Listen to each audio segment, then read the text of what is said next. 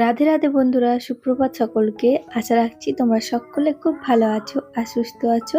মিষ্টি পরিচয় চ্যানেলের আরো একটা নতুন ভিডিওতে তোমাদের সকলকে জানাচ্ছি অনেক স্বাগত। জানো তো, দেখতে দেখতে অনেকটাই বেশ গরম পড়ে গেল। তবে গরমের মধ্যেও যদি তুমি একটু সময় ম্যানেজ করে কাজগুলো করতে পারো, তাহলে দুপুর 12টার মধ্যে আমি আশা করছি সমস্ত কাজ কিন্তু কমপ্লিট করা যায়। তবে জানো তো, অনেক দিন হয়ে গেল আমার রান্নাঘরটা কিন্তু ডিপ ক্লিন করা হয়নি। তো ভাবছি আজকে একটু ডিপ ক্লিন করে নেবো আমার রান্নাঘরটা, আর সেটা তোমাদের সঙ্গে শেয়ার করব। আর রান্নাঘরটাও বেশ নোংরা হয়েছে, জানো তো, সময়ের অভাবে না একদম হয়ে ওঠে না। বাবুর যেহেতু এখন এক্সাম চলছে, সেজন্য কিন্তু ও এখন বাড়িতেই থাকছে। আর ওকে কিন্তু একটু পড়তে বসাতে হচ্ছে, ওকে মানে খাওয়ানো, সময় দেওয়া, তো সেই জন্য আর হচ্ছিল না। তো ভাবলাম সামনে আমাদের কিন্তু পুজোও এসে গেছে, তো রান্নাঘরটা একটু ডিপ ক্লিন করে নিই। আবার এর মাঝেও কিন্তু একবার করতে হবে। তো তারপরেও ভাবলাম যে একবার না, একটু ভারীটা করে রাখি, আর পরে তখন একবার হালকা করে করে নেবো আর কি। চলো, সকালে উঠেই যা রুটিন থাকে আর কি, যেরকম স্নান সেরে এখন চলে এসেছি ওপরে। বাবু চলে গেছে স্কুল, ওকে স্কুল গাড়িতে তুলে দিয়ে এসেছি। আর জানো তো, ওর পরীক্ষাগুলো না অনেক দিন ছাড়া ছাড়া দিয়ে হচ্ছে, সেজন্য কিন্তু 1 মাস মানে লেগে গেছে ওর পরীক্ষাগুলো হতে। এখনো কিন্তু পরীক্ষাগুলো চলছে ওর। একটা পরীক্ষা দেওয়ার পর 1 সপ্তাহ ছুটি, তারপর হচ্ছে আবার একটা, তো এইভাবে ছুটি দিয়ে পরীক্ষাগুলো নিচ্ছে। তো সত্যি এরকমভাবে না বাচ্চাদের কোনো পরীক্ষার প্রতি এনার্জি থাকে না, আমি মনে করি। আর আমাদেরও ভালো লাগে না। আর এই ছুটিটায় না আমরা হচ্ছে হোলির ছুটিতে আগে ঘুরতে যেতাম, তো এবার যেহেতু বাবুর এক্সামটা চলছে এখনো পর্যন্ত, সেই জন্য কিন্তু কোথাও যায়নি। আর এর আগের ছুটিতেও কিন্তু আমাদের যাওয়া হয়নি, সেই জন্য এবছর কিন্তু কোনো ট্যুর আমাদের হয়নি। চলো, ওদিকে কিন্তু আমি জামা কাপড়গুলো সমস্ত কিছু মেলে দিয়েছি যা যা ছিল।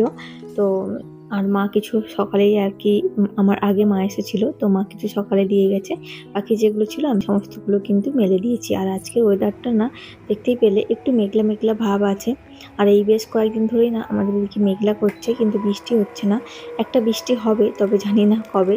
তবে একটা বৃষ্টি হবে, কারণ আকাশে অনেক দিন ধরেই মেঘ টানছে, একটা বৃষ্টি দেবে।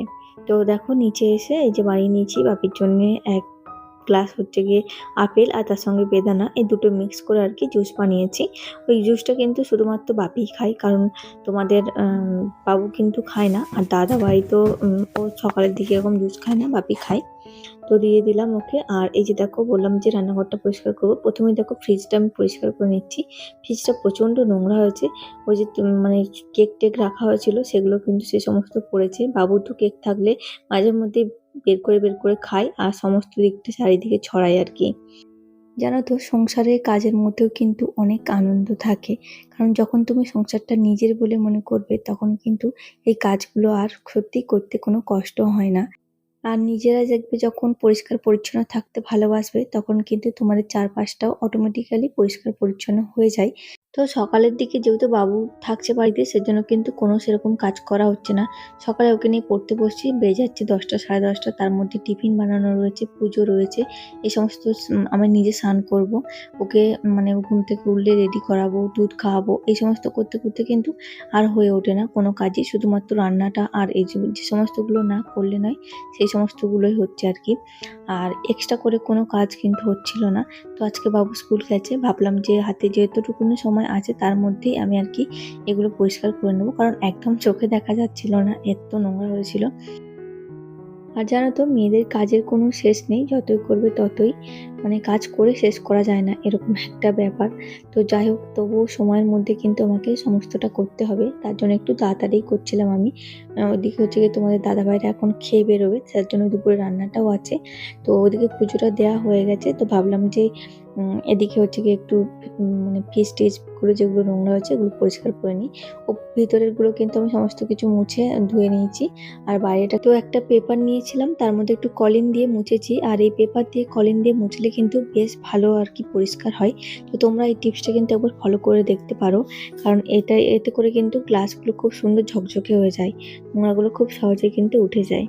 আর আমাদের মেয়েদের কি বলতো, দিনের বেশিরভাগ সময়টাই কিন্তু আমাদের রান্নাঘরেই কেটে যায়। সকালে টিফিন বানানো, দুপুরের বানানো, আবার রাতের খাবার বানানো, এই করতে করতে কিন্তু দিনের বেশিরভাগ সময়টা আমাদের রান্নাঘরে কাটে। তাই রান্নাঘরটা যদি একটু মনের মতন করে সাজানো থাকে বা পরিষ্কার পরিচ্ছন্ন থাকে, তাহলে যেমন পজিটিভ এনার্জিও আসে, তেমন কিন্তু আমাদেরও ভালো লাগে। দেখবে যখন কোনো জিনিস পরিষ্কার পরিচ্ছন্ন থাকে, সেটা করতেও কিন্তু জায়গাটাতে থাকতেও ভালো লাগে, জিনিসগুলো করতেও ভালো লাগে। আর যদি অপরিষ্কার হয়ে থাকে তাহলে কিন্তু একদমই রান্নাঘরে থাকতে ইচ্ছে করে না। সেজন্য আমি চেষ্টা করি মাঝে মধ্যেই একটু টুকটাক তো করে রাখি, বাট একটু ডিপ ক্লিন করার চেষ্টা করি। আর অনেক দিন ছাড়া না আমাদের এখানে কিন্তু একটা করে আমি কাজের লোকও লাগাই, যে একদিন আর কি রান্নাঘরটা শুধুমাত্র বা ওপরের রুমগুলো এরকম পরিষ্কার করে দেয়। তো সেটা আর কি কোনো অনুষ্ঠান-টনুষ্ঠান হলে বেশিরভাগ তখনই লাগাই। না হলে কিন্তু আমি নিজেই চেষ্টা করি সমস্ত কিছুটা করে নেওয়ার। আর যবে থেকে এটা বানানো হয়েছে তোমাদের সঙ্গে তো শেয়ার করেছি, খুব একটা ডিপ ক্লিন করে করা হয়নি। তো ওই টুকটাক আর কি একটু আদ্র মুছে নেওয়া এরকম করা হয়েছে। তো সেজন্য ভাবলাম যে আজকে একটু না এদিকটা একটু সুন্দর করে গুছিয়ে রাখি। জিনিসপত্রগুলোও বেশ অগোছালো হয়েছে, ধুলোও পড়ে গেছে। আর এই রান্নাঘরের জিনিসপত্র যতই গুছিয়ে রাখো না কেন, একটার পর একটা নিতে কিন্তু এরকম অগোছালোই হয়ে যায়। তবে সেটাকে আবার কিন্তু ঠিক করে রাখতে হবে জায়গা মতো। তো আমার এগুলো কিন্তু অগোছালো হয়ে গেছিল ওই আলমারির মতো। আর এই ছাদ রাখাগুলো তো এমনিতেই হড়হড়ে, আর এর মধ্যে অল্প একটুখানি যদি কলিন দিয়ে কাপড় দিয়ে মোছা যায় না, বেশ ভালোভাবেই কিন্তু এই ময়লাগুলো উঠে যায়।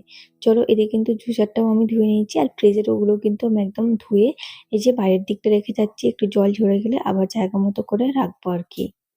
আর এদিকে চিমনিটাও অনেকদিন হয়ে গেল পরিষ্কার করা হয়নি, তো ভাবলাম যে এই চিমনিটাও আজকে একটু পরিষ্কার করে নিই, তারপর একদম রান্নাটা বসাবো আর কি দুপুরের। তো বাবু নেই বলে তার জন্য এই কাজগুলো হচ্ছে। ও আবার এসে যাবে ওই ১টা নাগাদ, ১টা থেকে ১:৩০-র মধ্যে কিন্তু ও আবার বাড়িতে এসে যাবে। তো তার মধ্যে কিন্তু আমাকে আবার খাবারও বানাতে হবে দুপুরে, তোমাদের দাদাভাইরা খেয়ে বের হবে। চলো তোমরা যারা এখনো পর্যন্ত আমার এই ব্লগটা দেখছো, তোমাদের কাছে একটাই অনুরোধ, যদি আমার ভিডিওর কোথাও কোনো অংশ ভালো লেগে যায় তাহলে করে কিন্তু অবশ্যই চ্যানেলটি সাবস্ক্রাইব করে পাশে থাকবেন। আর পাশে থাকা বেল আইকনটি ক্লিক করতে কিন্তু একদমই ভুলবেন না, যাতে করে আমি কোনো নতুন ভিডিও আপলোড দিলে সাথে সাথে আপনার কাছে পৌঁছে যায়, আর আপনি সময় সুযোগ করে আমার সেই ভিডিওটা দেখে নিতে পারেন। চলো এর আগের ব্লগে না আমাকে ছায়ামণ্ডল দিদিভাই কমেন্ট করেছো তোমার ব্লগ খুব ভালো লাগে দেখতে। তো থ্যাংক ইউ দিদিভাই, থ্যাংক ইউ সো মাচ আমাকে কমেন্ট করার জন্য। আর এভাবেই কিন্তু আমার পাশে থেকো, সাথে থেকো, যাতে আমি আমার স্বপ্ন পূরণের দিকে হাঁটতে পারি। তো ওদিকে মোটামুটি রান্নাঘরটা আমি একটু ক্লিন করে নিয়েছি, আর এখন চলে এসেছি আমার রুমে এসে এই যে আমি একটা বেডশিটটা আর কি চেঞ্জ করে দিচ্ছি। তো এই বেডশিটটা আগেরটা আর কি কয়েকদিন হয়ে গেল পাল্টানো হয়নি, তো ভাবলাম যে আজকে একদম পাল্টেই নিই। তো দেখো এদিকে কিন্তু আমার রুমটাও গোছানো হয়ে গেছে। চলো এবার রান্না করব। তো রান্নার জন্য যে প্রস্তুতিগুলো লাগে আর কি, কাটা বাছা সমস্ত কিছু কিন্তু হয়ে গেছে। ওদিকে আমি মাংস বানাবো, তার জন্য কিন্তু পেঁয়াজ আর টমেটোটা একটু হালকা আঁচে ভাজতে দিয়ে এসেছি। তো ওদিকে হালকা হালকা পেঁয়াজ আর টমেটোটা ভাজা হোক, ততক্ষণে কিন্তু আমি মশলাটাও করে নিই। তো এই দেখো আদা, রসুন আর লঙ্কা সমস্ত কিছু কিন্তু আমি হাতে মশলাটা করি আর কি। তো ওদিকে পেঁয়াজটা ভাজা হচ্ছে, এদিকে আমি মশলাটাও বেটে নিচ্ছি। তো তোমাদের দাদাভাই গেছিল হচ্ছে বাজারে, তো বাজার থেকে নিয়ে এসেছে হচ্ছে একটু অল্প একটু খাসি, আর তার খাসির সঙ্গে হচ্ছে গিয়ে খাসির ছাট মাংস কিন্তু একটু নিয়ে এসেছে অল্প। তো দুটো একসঙ্গে মিক্স করে আমি রান্না করবো আজকে। তো এদিকে দেখো আদা, রসুন, টমেটো সমস্ত কিছু যা মশলা দেওয়ার আর কি সমস্ত কিছু দিয়ে দিয়েছি। আর তার সঙ্গে বেশ ভালোভাবে মশলাটা কিন্তু কষিয়েও নিয়েছি। এই যে দেখো মাটনটা আমি দিয়ে দিয়েছি। আর মাটনটা আজকে মোটামুটি বেশ ভালোই ছিল। অল্প একটু মাংসও নিয়ে এসেছিল, আর তার সঙ্গে মাংস। তো দুটো একসঙ্গে মিলে রান্না করেছিলাম। তোমার দাদাভাই বলেছিল খুব সুন্দর টেস্ট হয়েছে আর কি মাংসটা। আর এই সিলে বাটা মশলায় কিন্তু রান্নার টেস্টটাও একটু অন্যরকম আসে। আর এই খাসির মাংস যদি একটু অল্প একটু বড় এলাচ দেওয়া যায় না, ওই যে কালো রঙের এলাচটা হয়, তাহলে কিন্তু এর অন্যরকম আলাদা একটা গন্ধ বের হয়, বেশ ভালো লাগে। তো চলো যাই হোক এদিকে মাংস বানাচ্ছি, আর তার সঙ্গে শাক ভাজা এই সমস্ত কিছু থাকবে। তো তোমাদের ভিডিওটা কেমন লাগলো অবশ্যই কিন্তু কমেন্ট করে জানিও। আর তোমরা যদি কোনো রকম কোশ্চেন থাকে মনে, তাহলে কিন্তু অবশ্যই নির্দ্বিধায় আমাকে করতে পারো। চলো আজ আসি, দেখা হবে আবার পরের দিন, টাটা।